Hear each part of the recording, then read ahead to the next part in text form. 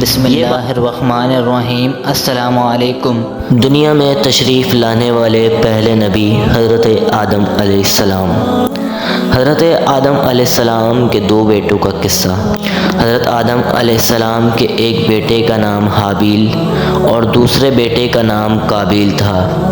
یہ دونوں جب جوان ہو گئے تو حضرت آدم علیہ السلام نے ان دونوں کی شادی کرانے کا ارادہ کیا، لیکن ایک عجیب و غریب مسئلہ کھڑا ہو گیا۔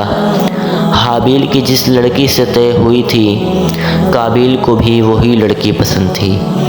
اب دونوں بھائیوں میں بڑا لڑائی جھگڑا شروع ہو گیا۔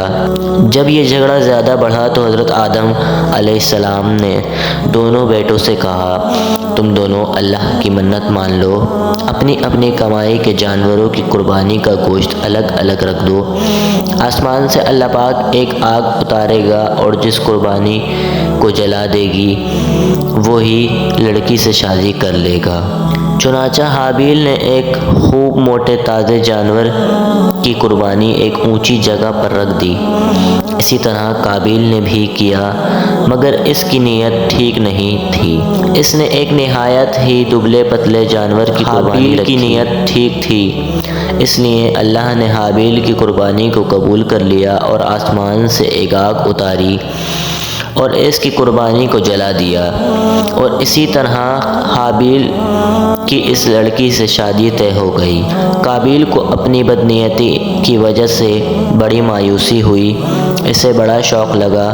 غصے میں آ کر اس نے حابیل کو دھمکی دی کہ میں تجھ کو قتل کیے بغیر نہ چھوڑوں گا، دیکھتا ہوں تو اس لڑکی سے کیسے شادی کرتا ہے۔ حابیل نے کہا، قابیل تو میرا بھائی ہے، میں تو کسی طرح بھی تم پر ہاتھ نہیں اٹھاؤں گا۔ باقی رہا منت یا قربانی والا معاملہ تو سنو، اللہ تعالیٰ کے وہاں تو نیک نیت ہی قبول ہوتی ہے۔ اس پر قابیل نے جوش میں آ کر حابیل کو قتل کر دیا۔ قابیل نے حابیل کو قتل کر دیا تھا، مگر وہ اس بات پر بڑا پریشان ہوا کہ اب اپنے اس مردہ بھائی کی لاش کا کیا کرے، کیونکہ اب تک تو کوئی انسان مرا ہی نہیں تھا۔ بس بھائی، یکا یک اس نے ایک کوے کو زمین پر گریت کر گڑھا بناتے دیکھا۔ اب قابیل کو سمجھ آ گئی اور اس نے بھی زمین میں ایک گڑھا کھودا اور حابیل کی لاش اس میں دفن کر دی۔ قابیل بے حد پچھتا رہا تھا۔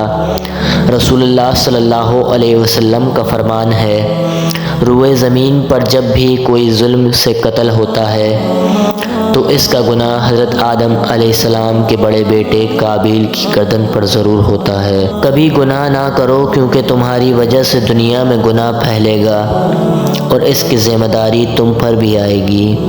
توبہ کرو اور کثرت سے استغفر اللہ ربی من کل ذنب و اتوب الیہ پڑھا کرو۔